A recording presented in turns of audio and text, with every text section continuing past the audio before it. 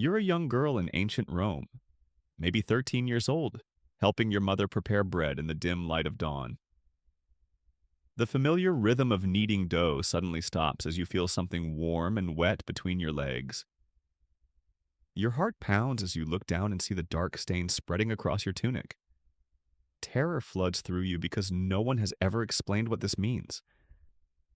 Your mother catches sight of the blood and her face goes pale, not with concern, but with something that looks almost like fear. She grabs your arm roughly, pulling you toward the back of the house while muttering prayers under her breath. You're confused, frightened, and completely unprepared for what happens next. Within hours, you'll be isolated from your family, forbidden from touching food or entering sacred spaces, treated as if you've become something dangerous and unclean overnight. Your childhood has just ended in the most brutal and bewildering way possible, and you don't even understand why. This wasn't just one girl's experience. This was reality for countless young women throughout history. The onset of menstruation marked not a natural biological milestone, but the beginning of a lifetime of shame, isolation, and systematic oppression that would define every aspect of their existence. What happened to girls during their first period in ancient times reveals some of humanity's darkest attitudes toward the female body and the devastating consequences of ignorance disguised as religious wisdom. Before diving into these forgotten stories of survival and suffering, if you enjoy learning about the hidden truths of history, consider hitting that like button and subscribing for more content like this. Please comment below to let me know where you're listening from. I find it incredible that we're exploring these ancient stories together from different parts of the world, connected across time and space by our shared curiosity about the past. To understand the horror that awaited girls experiencing their first period in ancient times, you need to grasp just how fundamentally these societies misunderstood the most basic biological processes. These weren't primitive tribes lacking scientific knowledge. These were sophisticated civilizations that built magnificent temples, developed complex legal systems, and created art that we still admire today.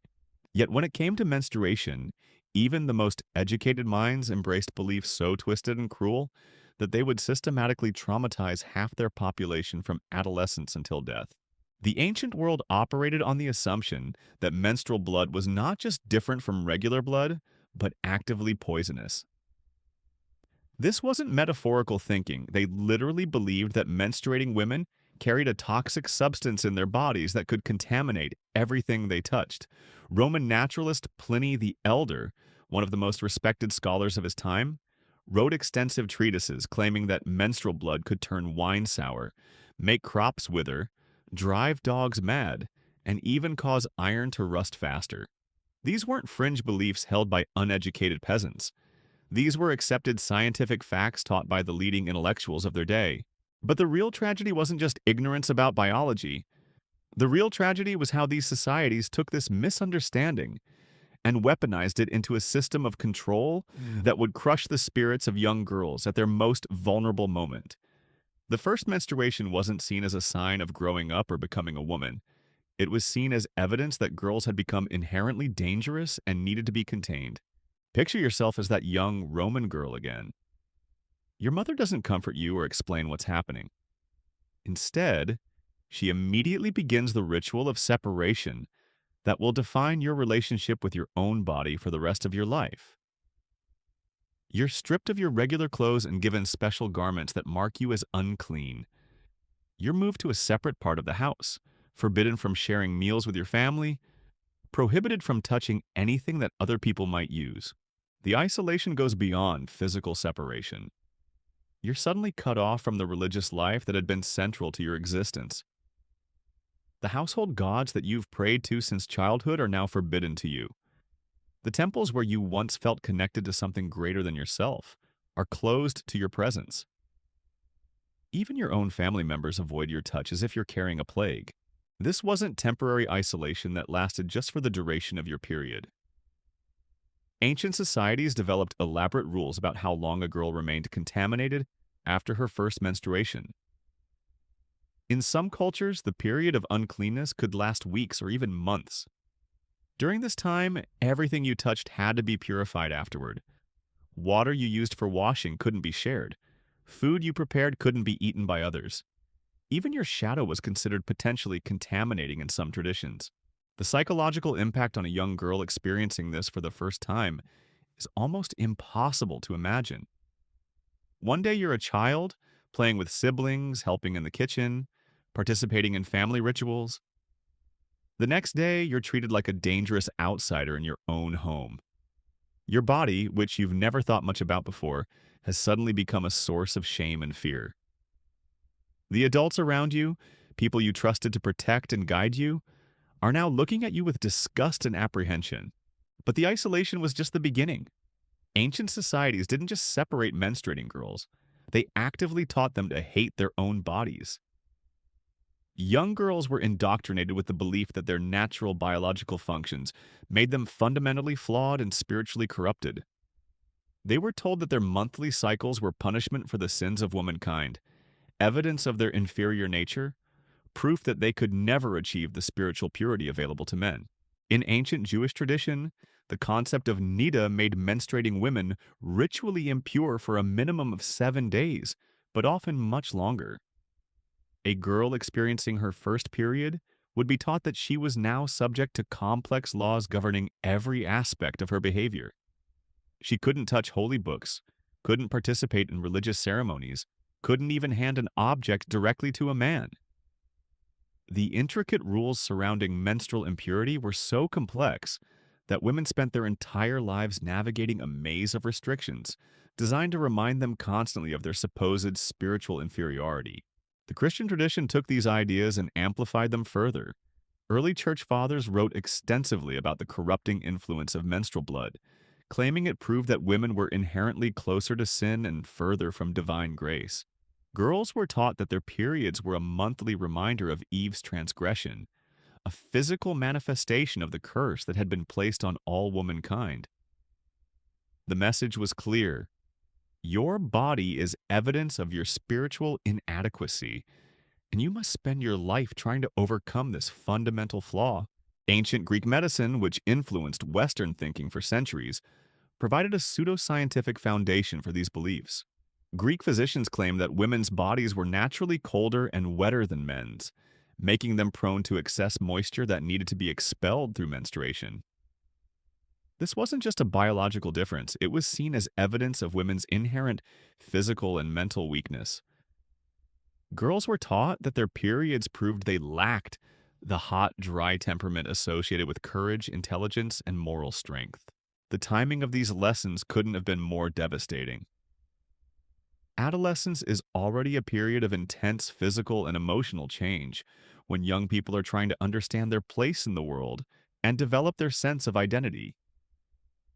To choose this exact moment to teach girls that their bodies are shameful, dangerous, and fundamentally flawed was a form of psychological abuse that would shape their entire lives. Consider the long-term impact on a girl who learns at age 13 that her natural bodily functions make her spiritually contaminated. She internalizes the message that there's something fundamentally wrong with being female, that her body is a source of shame rather than strength. She learns to see herself through the eyes of a society that views her monthly cycle as evidence of her inferiority. This isn't just about menstruation. It's about teaching girls to hate themselves at the most fundamental level. The practical consequences were equally devastating. Girls who had been active participants in family and community life suddenly found themselves marginalized and excluded. Their education was often cut short or redirected toward domestic skills deemed appropriate for their contaminated status. Their social interactions became constrained by complex rules about purity and contamination. Their career prospects, already limited by gender, became even more restricted by the belief that their monthly cycles made them unreliable and spiritually dangerous. Ancient societies developed elaborate architectural solutions to accommodate these beliefs about menstrual contamination. Many homes included separate quarters where menstruating women could be isolated from the rest of the family. Temples and sacred spaces were designed with multiple entrances so that ritually impure women could be easily identified and excluded.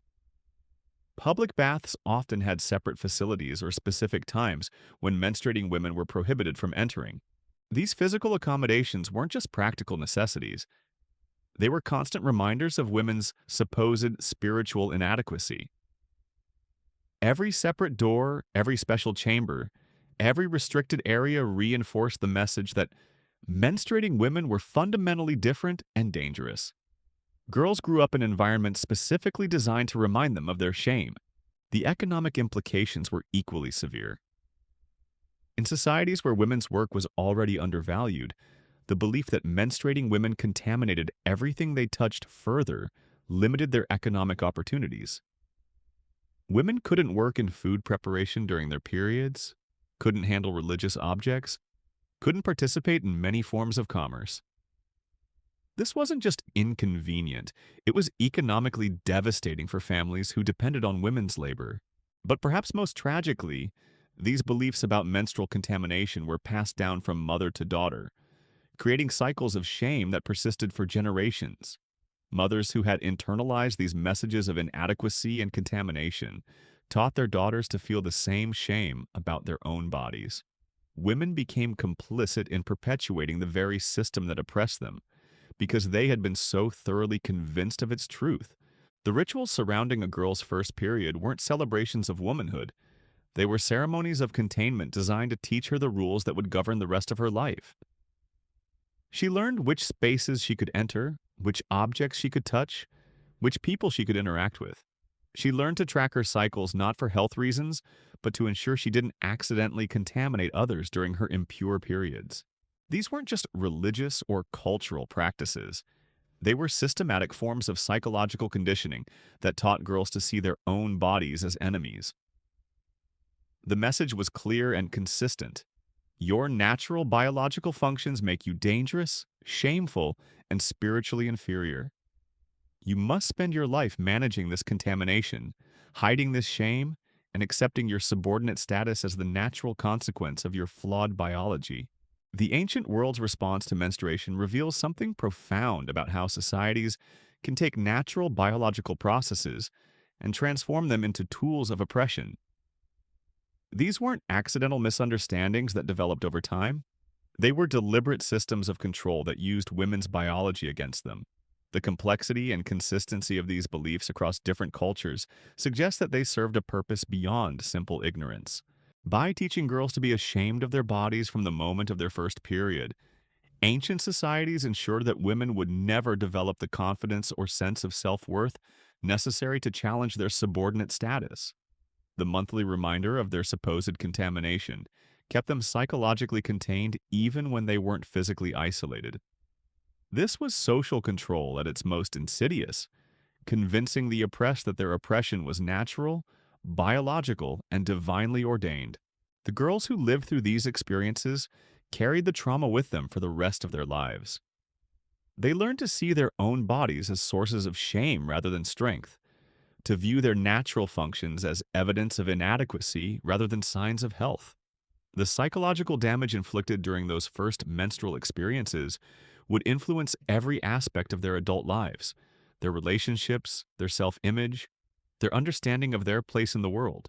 But the horror didn't end with psychological conditioning. It escalated into physical torment that modern minds can barely comprehend. Ancient societies didn't just isolate menstruating girls. They subjected them to purification rituals so brutal and degrading that they constituted systematic torture disguised as religious necessity. In ancient Persia, girls experiencing their first period were confined to underground chambers called menstrual huts for the entire duration of their bleeding. These weren't comfortable retreats. They were dark, airless pits carved into the earth where girls were left alone with minimal food and water. The Zoroastrian belief system held that menstrual blood was so contaminating that even exposure to sunlight could spread the pollution to the heavens themselves. So girls were literally buried alive for days at a time, emerging pale, weak, and psychologically shattered. The physical conditions in these underground chambers were deliberately harsh. No bedding was provided because anything soft might absorb the contamination and become permanently polluted. Girls lay on bare stone floors, their bodies cramping and bleeding while they shivered in the cold darkness. The walls were often lined with salt, not for comfort, but because salt was believed to absorb evil influences. The burning sensation against tender skin was considered a necessary part of the purification process. Food was lowered down on ropes to avoid direct contact with the contaminated girl below. But this wasn't regular food. It was specifically prepared according to strict rules designed to minimize pollution. Often it consisted of nothing but stale bread and water, sometimes mixed with bitter herbs that were supposed to cleanse the body from within. Girls emerged from these ordeals malnourished, dehydrated, and bearing the psychological scars of having been treated like dangerous animals. The Hindu tradition developed equally traumatic practices that persisted for thousands of years and continue in some forms today. When a girl experienced her first period, she was immediately removed from the household and confined to a separate structure. If the family was wealthy enough to have one, or to a corner of the house that was specially prepared for contamination, but confinement was only the beginning of her ordeal. Hindu purification rituals required menstruating girls to undergo daily washing ceremonies, using water that had been blessed by priests and mixed with cow urine. Yes, actual cow urine. The belief was that cow urine possessed special purifying properties that could neutralize menstrual contamination. Girls had to pour this mixture over their bodies while reciting prayers asking forgiveness for their polluted state. The acidic urine burned their skin, especially in sensitive areas, but showing pain or resistance was seen as evidence of spiritual stubbornness that required additional purification. The clothing restrictions were equally degrading. During their periods, girls were forbidden from wearing their normal garments, and instead had to dress in special clothes that were dyed with harsh chemicals and rough textures. These weren't just uncomfortable.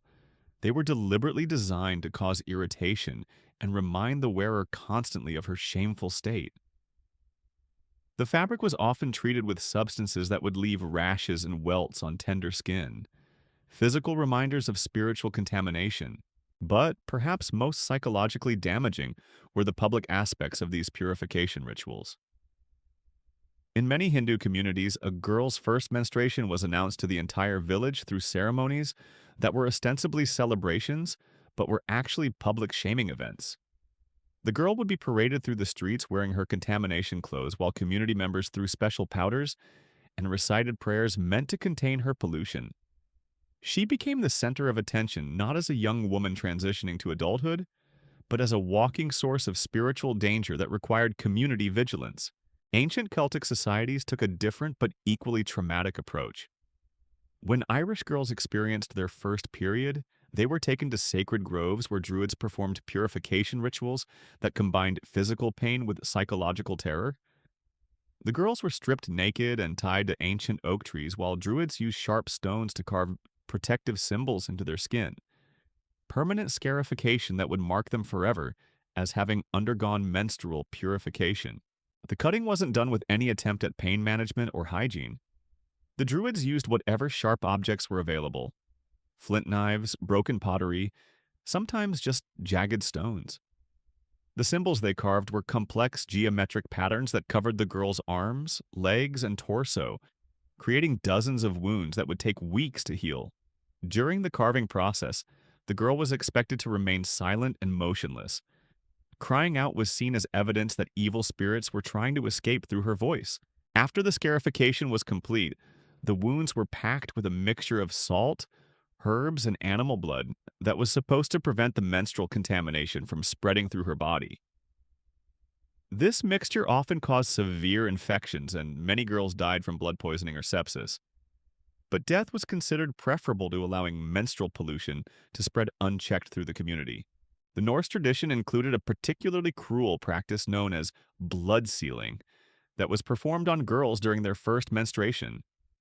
The girl would be taken to a remote location, often a cave or isolated building, where she would be sealed inside with only enough food and water to last exactly as long as her bleeding continued. But here's the truly horrific part. She was sealed in with recently slaughtered animals, whose blood was meant to absorb her menstrual contamination. Imagine being a 13-year-old girl, already terrified and confused by the changes in your body, locked in a dark space with rotting animal carcasses.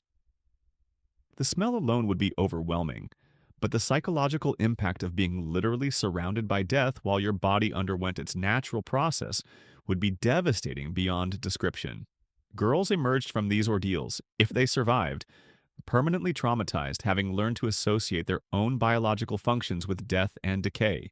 The practical execution of these blood-sealing rituals reveals the systematic cruelty underlying Norse beliefs about menstruation. The animals weren't just randomly selected, specific creatures were chosen based on complex beliefs about which spirits could best absorb different types of contamination. Pigs were used for girls from farming families, wolves for the daughters of warriors, ravens for those connected to religious families. The symbolism was clear. Your contamination requires the death of innocent creatures to contain it. Ancient Egyptian practices, despite their reputation for relatively progressive treatment of women, included menstrual purification rituals that were equally traumatic. When girls experienced their first period, they were taken to special chambers within temple complexes where priests performed purification ceremonies involving submersion in pools filled with natron, a naturally occurring salt mixture that was also used in mummification processes. The natron pools weren't just unpleasant, they were actively harmful. The high salt content caused severe chemical burns on sensitive skin, while the alkaline properties literally began dissolving the outer layers of flesh. Girls were held underwater for specific durations, while priests chanted purification prayers, sometimes nearly drowning in the process. The belief was that menstrual contamination could only be neutralized by subjecting the body to the same chemical processes used to preserve the dead. After the natron submersion, Egyptian girls underwent a second purification ritual, involving exposure to sacred beetles, specifically scarab beetles that were allowed to crawl across their naked bodies. The beetles were supposed to consume any remaining spiritual contamination, but their sharp claws and mandibles left countless small wounds across the girl's skin. Some beetles were even allowed to burrow into body cavities, causing internal damage that could last for years. The Chinese tradition developed purification rituals based on the concept of balancing yin and yang energies that had supposedly been disrupted by menstrual bleeding. Girls experiencing their first period were subjected to fire cupping ceremonies, where heated metal cups were placed against their skin to draw out contaminated blood. But these weren't the relatively gentle cupping practices used in traditional medicine. These were deliberately painful procedures designed to cause maximum discomfort. The cups were heated until they were almost red hot, then pressed against the girl's back, abdomen, and legs. The suction created by cooling metal pulled the skin up into the cups while the heat caused severe burns. The marks left by this process were permanent, raised circular scars that would identify a woman forever as having undergone menstrual purification. The physical pain was excruciating, but the psychological message was even more damaging. Your body is so contaminated that it requires burning to purify. Following the fire cupping, Chinese girls underwent dietary purification that involved consuming specially prepared medicines that were deliberately nauseating and painful. These concoctions included ground animal bones, fermented plant materials, and various minerals that caused severe stomach cramps and digestive distress. The belief was that menstrual contamination had to be purged from the inside as well as cleansed from the outside. Aztec purification rituals combined physical torture with elaborate psychological manipulation, designed to convince girls that their suffering was not only necessary but spiritually beneficial. When girls experienced their first period, they were taken to temple complexes where priests performed ceremonies involving controlled bleeding from non-genital areas of the body. Using obsidian knives, volcanic glass sharper than modern surgical steel, priests would make precise cuts on the girl's arms, legs, and torso while she was held immobile by temple attendants. The cutting wasn't random. It followed specific patterns that were supposed to create channels for the menstrual contamination to flow out of the body. But the real purpose was psychological conditioning. By inflicting additional bleeding while the girl was already menstruating, the priests reinforced the message that blood was both dangerous and sacred, that her body was simultaneously powerful and contaminated. That pain was the natural consequence of being female. The Aztec ceremonies continued for days, with the girl receiving fresh cuts each morning, while priests chanted prayers asking the gods to accept her contaminated blood as an offering. She was forbidden from crying or showing pain. Doing so would indicate that she was resisting the god's will and required additional purification.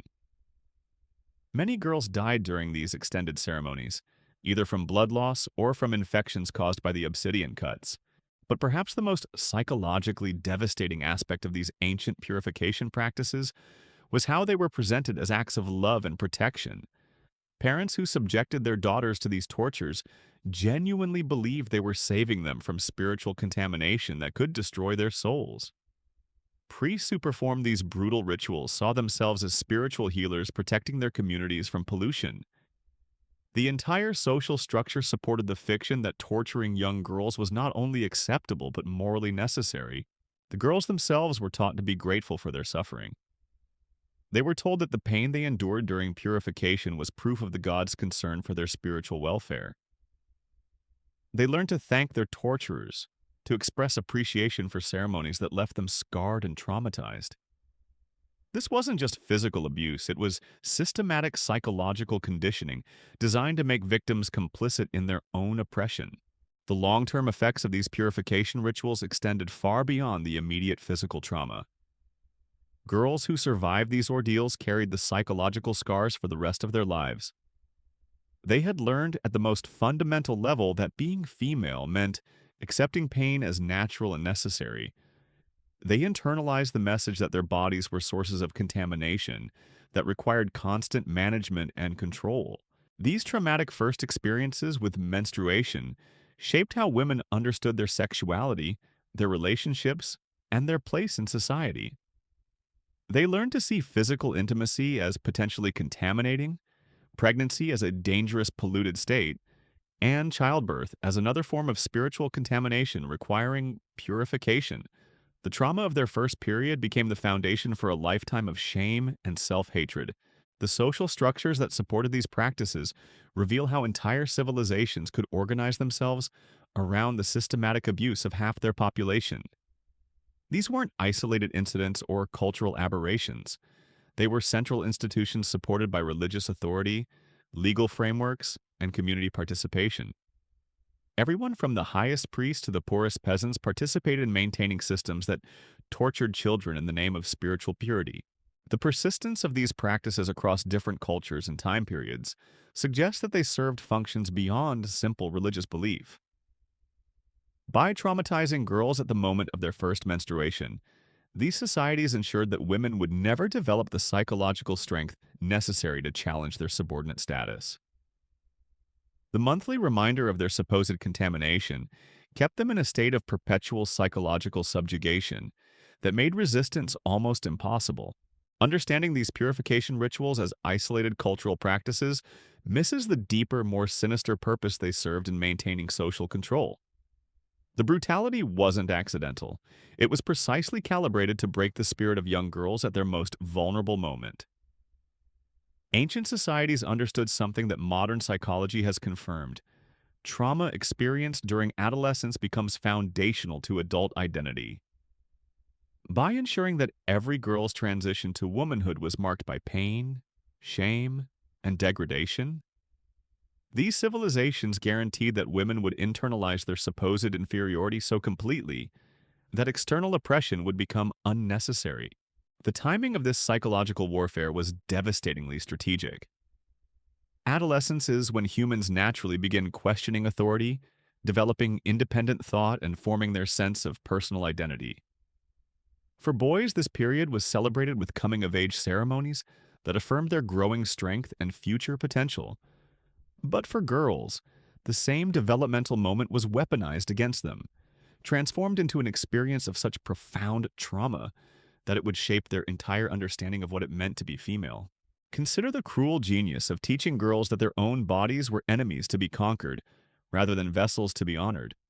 Every month, their natural cycles would serve as reminders of their supposed contamination, their alleged spiritual inadequacy, their need for constant purification. This wasn't just about menstruation.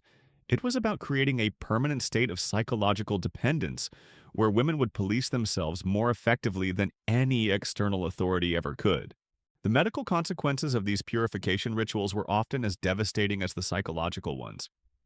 The infections caused by unsanitary cutting implements, the burns from chemical treatments, the malnutrition from restrictive purification diets, these physical traumas frequently led to lifelong health problems that further reinforced women's supposed physical inferiority. A girl who survived her purification rituals might spend years recovering from the damage, during which time she would be reminded constantly that her weakness was evidence of her natural inadequacy rather than the result of deliberate abuse. The scarification practices common across many cultures served a particularly insidious purpose beyond immediate torture. The permanent marks left by purification cutting created a visible record that followed women throughout their lives. These scars weren't just reminders of past trauma, they were social markers that communicated a woman's contaminated status to everyone who saw them.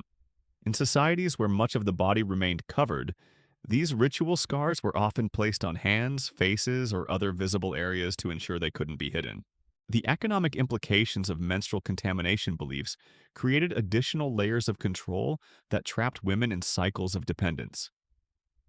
If women couldn't work during their periods, if they contaminated everything they touched, if they required constant purification and supervision, then they became economic burdens rather than contributors. This artificial dependency made it nearly impossible for women to achieve financial independence or challenge their subordinate status through economic power. But perhaps most tragically, the women who survived these systems often became their most effective enforcers. Mothers who had been traumatized by their own purification experiences would subject their daughters to the same horrors, convinced that they were protecting them from even worse fates.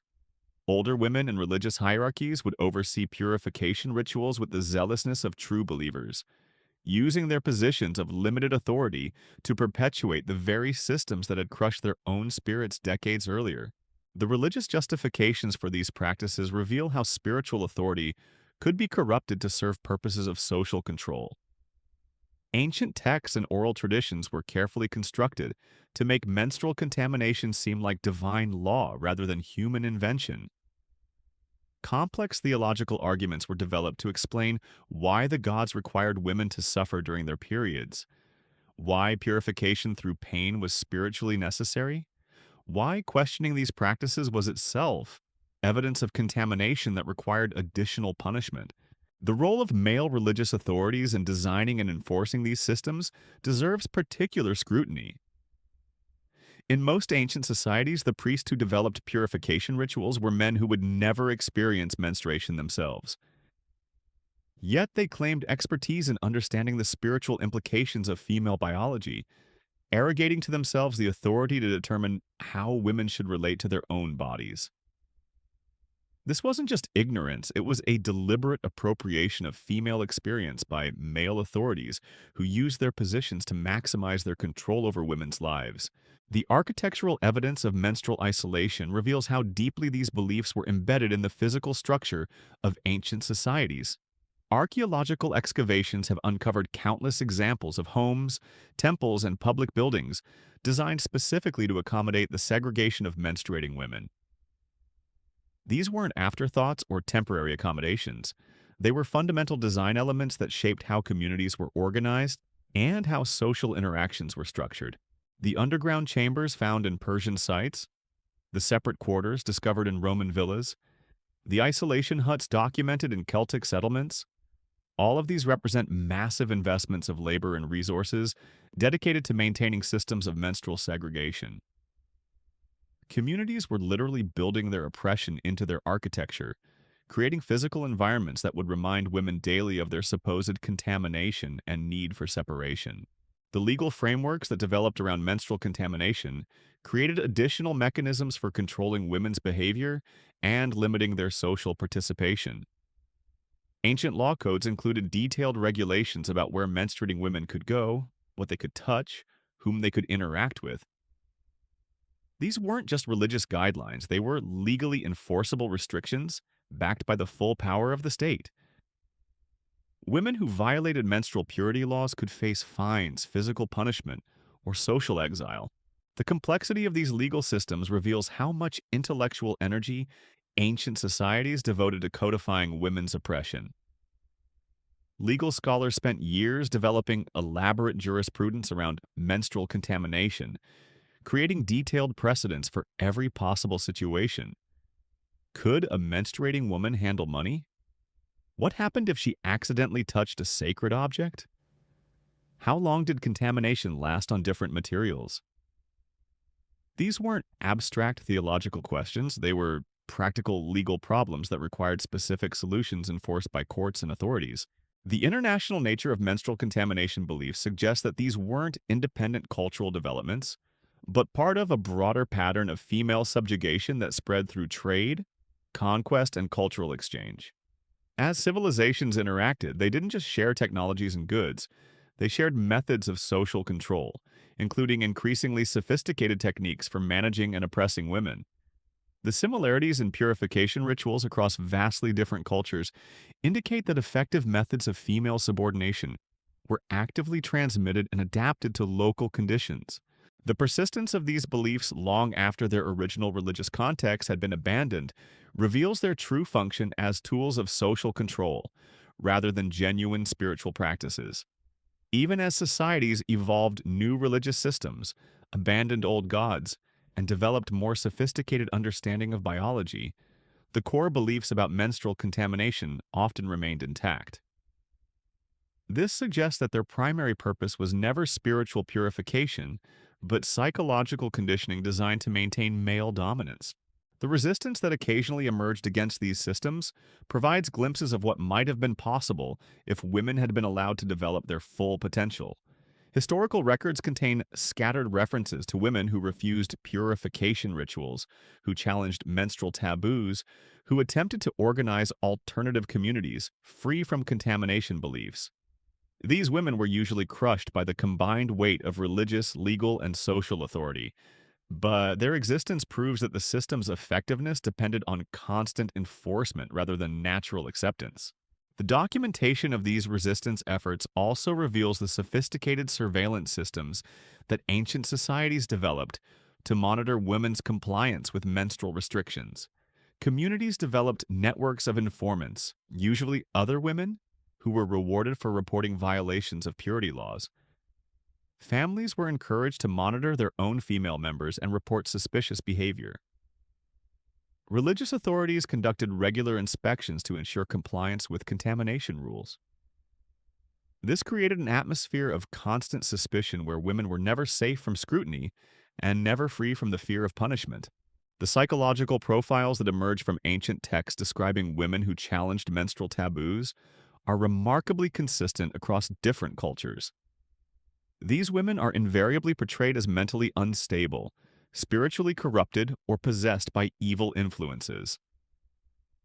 This wasn't coincidental, it was a deliberate strategy to discredit resistance by pathologizing it. Any woman who questioned the system could be dismissed as insane, rather than engaged as a rational critic with legitimate concerns. The economic benefits that accrued to male authorities from maintaining menstrual contamination systems were substantial and rarely acknowledged openly. The ritual objects required for purification ceremonies, the specialized facilities needed for isolation, the services of priests and purification specialists, all of these created lucrative industries controlled primarily by men. The oppression of women wasn't just ideologically useful, it was economically profitable for those who designed and maintained the systems. The international trade in purification materials reveals the global scale of these economic benefits. Sacred salts from the Dead Sea, special herbs from India, blessed oils from Egypt, these materials were traded across vast distances to supply purification rituals in different cultures. The wealth generated by women's suffering created powerful economic incentives to maintain and expand systems of menstrual oppression, ensuring that even purely mercenary interests aligned with ideological control. The technological innovations developed specifically for managing menstrual contamination demonstrate the creative energy that ancient societies devoted to perfecting women's oppression. Specialized containers for storing contaminated materials, architectural designs for isolation spaces, medical instruments for purification procedures, These weren't primitive solutions, but sophisticated technologies designed to maximize the effectiveness of female subordination while minimizing the inconvenience to male authorities.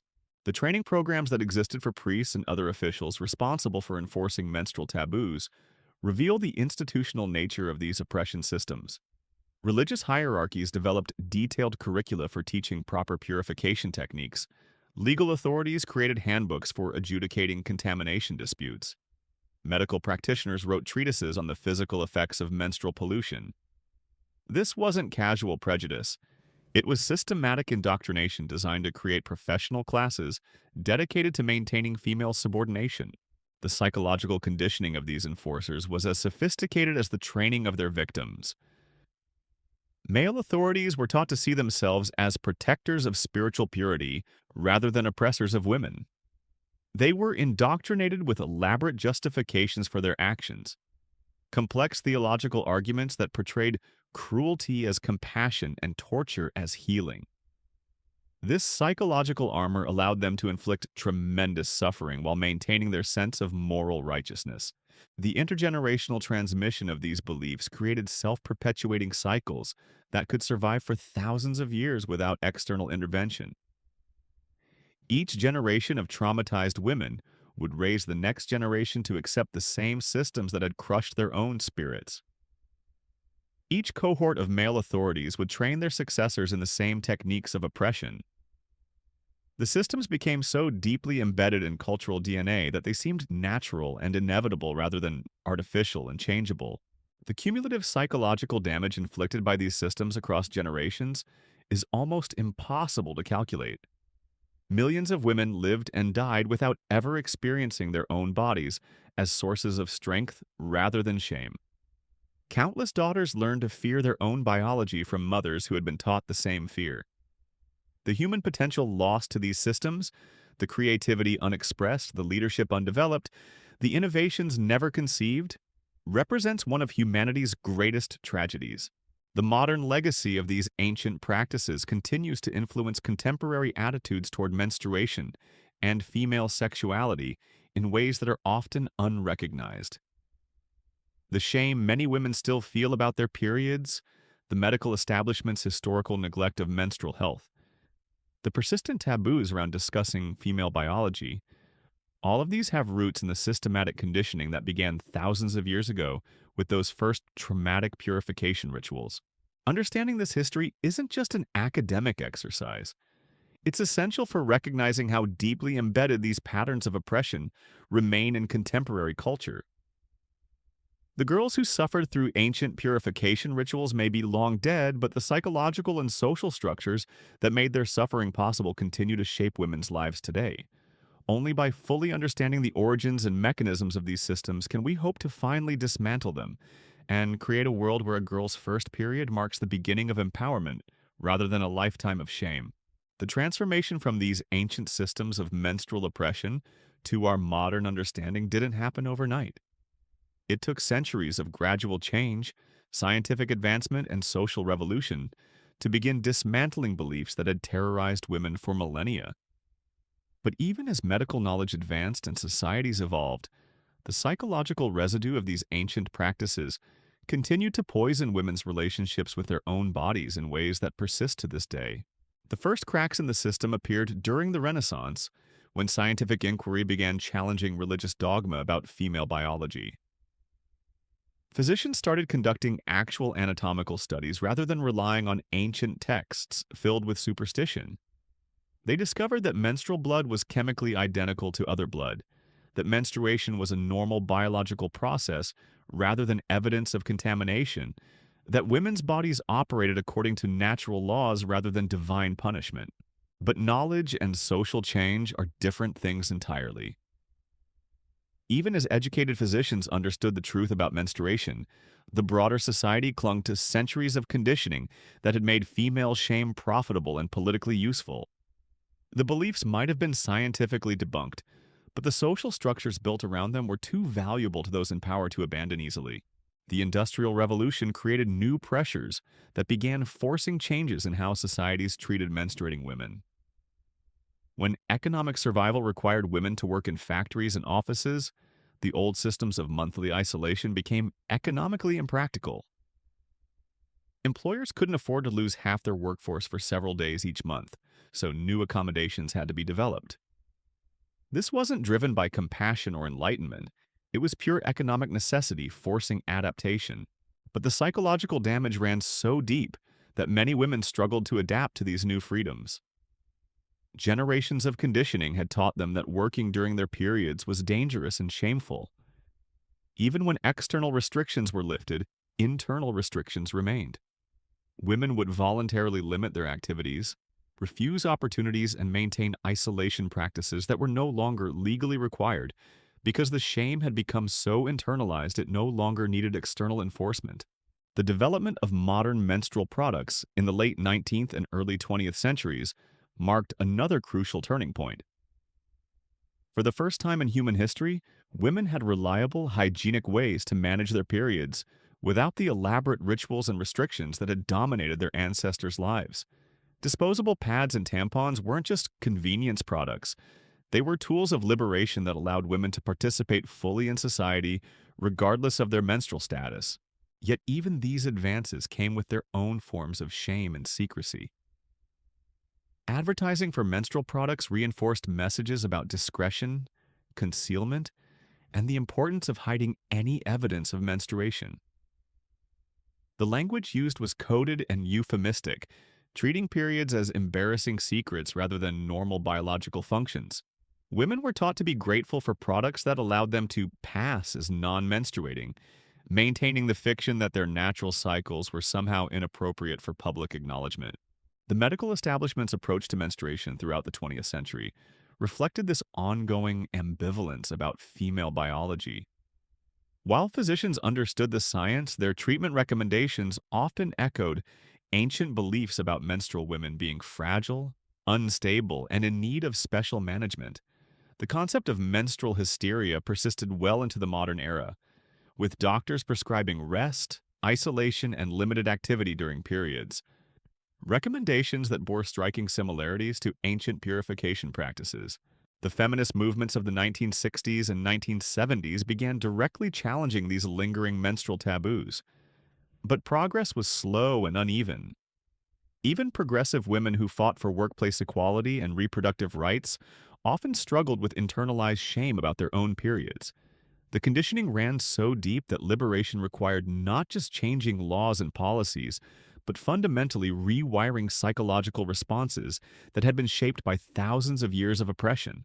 Educational systems began slowly incorporating accurate information about menstruation into health curricula. But these efforts often faced resistance from communities that preferred to maintain traditional approaches to discussing female biology. Parents who had been raised with shame about menstruation struggled to provide their daughters with positive, empowering information. Teachers found themselves navigating complex cultural sensitivities while trying to deliver scientifically accurate information about normal biological processes. The global nature of menstrual shame became more apparent as communication technologies connected women across different cultures. Researchers discovered that similar patterns of period-related isolation, shame, and restriction existed in societies around the world, suggesting that the psychological legacy of ancient practices had spread far beyond their original geographic boundaries.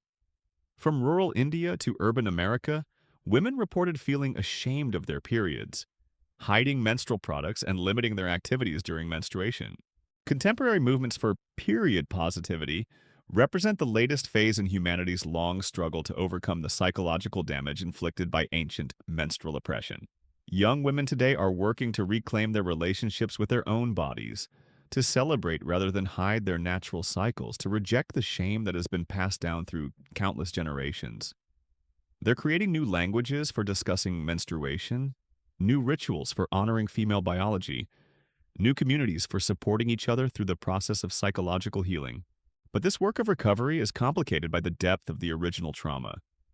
When oppression has been embedded in cultural systems for thousands of years, when it has shaped religious beliefs, legal frameworks, architectural designs, and family structures, healing requires more than just changing individual attitudes.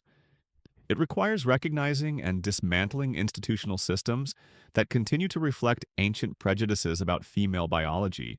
The economic dimensions of menstrual oppression also persist in modern forms. The pink tax on menstrual products, workplace policies that don't accommodate menstrual needs, healthcare systems that minimize menstrual disorders, all of these reflect continuing patterns where women bear disproportionate costs for their natural biological functions.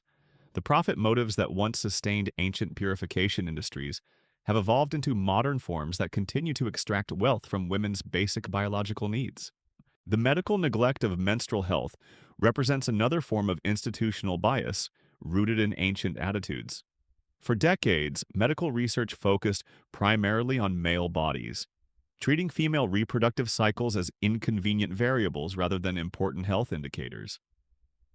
Menstrual disorders were dismissed as normal feminine suffering, echoing ancient beliefs that monthly pain was natural punishment for being female. Only recently have researchers begun seriously studying conditions like endometriosis and PMDD that cause genuine suffering for millions of women. The persistence of period poverty in developed nations reveals how completely our societies have failed to recognize menstruation as a basic health need rather than a luxury or lifestyle choice. When girls miss school because they can't afford menstrual products, when women choose between food and tampons, when homeless women lack access to basic menstrual hygiene, these aren't accidents of policy but reflections of deep-seated beliefs that women's biological needs are less important than other social priorities. The shame surrounding menstruation continues to damage relationships between mothers and daughters, perpetuating cycles of misinformation and embarrassment that prevent healthy communication about female biology. Many mothers, still carrying their own menstrual trauma, struggle to provide their daughters with positive first experiences of menstruation. The conversations that should celebrate a girl's transition to womanhood often instead transmit anxiety, secrecy, and shame from one generation to the next. International development efforts have begun recognizing menstrual health as a human rights issue, acknowledging that period-related restrictions on girls' education and women's participation in society constitute forms of discrimination that perpetuate poverty and inequality. These programs work to provide menstrual products, improve sanitation facilities, and challenge cultural taboos that limit women's opportunities. But they also reveal how deeply embedded these ancient patterns remain in contemporary societies around the world. The rise of menstrual activism represents a powerful form of resistance against thousands of years of oppression. Women are organizing to challenge period poverty, to improve menstrual education, to normalize conversations about menstruation in public spaces. They're using social media to share stories, build communities, and create new cultural narratives that celebrate rather than shame female biology. These movements understand that healing from menstrual oppression requires both individual and collective action. The development of new menstrual technologies, from menstrual cups to period underwear to smartphone apps for cycle tracking, reflects changing attitudes about female agency and bodily autonomy. These innovations assume that women want to understand and manage their own bodies rather than hide from their natural functions. They represent a technological manifestation of the broader cultural shift toward empowerment rather than shame. But perhaps the most powerful form of resistance is simply the growing number of women who refuse to be ashamed of their period. Every girl who celebrates her first menstruation rather than hiding it, every woman who speaks openly about her cycle, every mother who provides her daughter with positive menstrual education, these individual acts of courage collectively challenge systems of oppression that have persisted for millennia. The work of healing from menstrual oppression isn't just about changing policies or improving access to products. It's about fundamentally rewiring human psychology to see female biology as powerful rather than shameful, natural rather than contaminating, worthy of celebration rather than concealment. This psychological transformation is perhaps the most challenging aspect of dismantling systems that have shaped human consciousness for thousands of years. Understanding this history helps us recognize that the shame many women still feel about their periods isn't a personal failing, but the psychological residue of systematic oppression that began with those first traumatic purification rituals in ancient civilizations.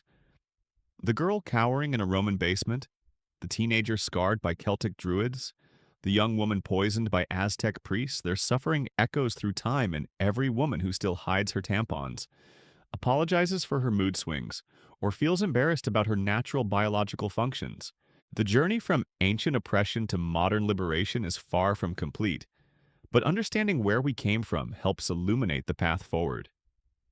Those ancient girls who suffered through their first periods in isolation and terror deserve to have their stories remembered, not just as historical curiosities, but as foundational experiences that shaped the trajectory of human civilization. Their pain was not meaningless. It was the price paid for a system of control that humanity is still working to overcome. Every woman who experiences her period with dignity rather than shame, every girl who receives comprehensive menstrual education, every society that treats menstruation as a normal part of human biology rather than a source of contamination, these represent victories over ancient systems of oppression that once seemed permanent and unchangeable. The work continues, but the direction is clear, toward a world where a girl's first period marks the beginning of empowerment rather than a lifetime of shame. The blood that once symbolized contamination and spiritual danger is being reclaimed as evidence of life, fertility, and the remarkable capacity of female bodies to sustain human existence. This transformation from shame to celebration, from oppression to empowerment, from ancient trauma to modern healing, represents one of humanity's most important ongoing revolutions. The girls of ancient times who suffered in silence would be amazed to see their descendants finally claiming the dignity and respect that was stolen from them so long ago.